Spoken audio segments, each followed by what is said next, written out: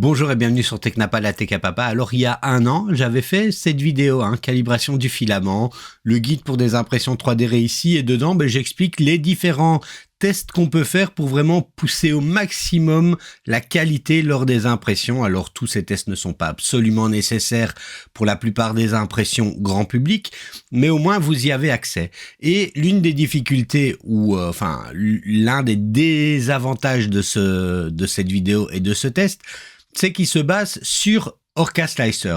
Parce que justement dans Orca Slicer, on a cet onglet calibration avec toute une série de tests possibles, tour de température, test de débit, pressure advance avec plusieurs options, etc.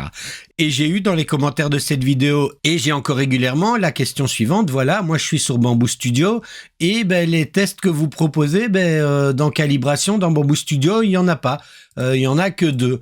Comment je fais pour pouvoir pousser la qualité des tests de la même manière sans utiliser Orca Slicer? Alors, c'était pas vraiment possible avant, et le conseil c'était utiliser Orca Slicer, ou faites-le sur Orca Slicer et reportez les valeurs dans Bamboo Studio. Et en fait, j'avais noté ça dans une vidéo patch note il y a un moment. Ça fait déjà quelques mois que Bamboo Studio a introduit la possibilité d'utiliser les mêmes tests que Orca Slicer pour la calibration, mais dans Bamboo Studio. Mais c'est caché. Alors je vous montre ça. Donc quand vous êtes dans Bamboo Studio, ici je suis sur la dernière version, vous voyez, il y a juste calibration et j'ai juste ces 2 tests.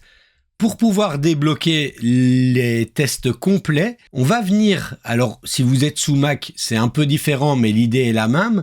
Donc on va venir ici dans les préférences et tout en dessous, on active le mode développeur. Et vous voyez le menu ici avec les différents tests de calibration. Alors, il y en a un petit peu moins que donc c'est pas aussi avancé que dans Orca Slicer, mais ça permet déjà d'avoir beaucoup plus de tests et accès à beaucoup plus de possibilités de vraiment faire un affinage très fin de nos paramètres de filament si c'était nécessaire, puisque l'un des avantages, pas l'un des avantages, mais l'un des avantages de Bamboo, c'est de proposer de la calibration automatique qui fait qu'on n'a pas forcément besoin de ça, mais dans certains cas, qu'il s'agisse de précision dimensionnelle, de filament qui n'est pas le filament bambou, qu'on veut utiliser avec sa bambou, ça peut être intéressant de vraiment aller plus loin dans la calibration de son filament. Voilà, donc c'est une toute petite vidéo pour vous expliquer ça en images. N'hésitez pas à retourner voir la vidéo calibration si c'était nécessaire pour vous. Sur ma chaîne YouTube, vous tapez calibration et vous le trouverez.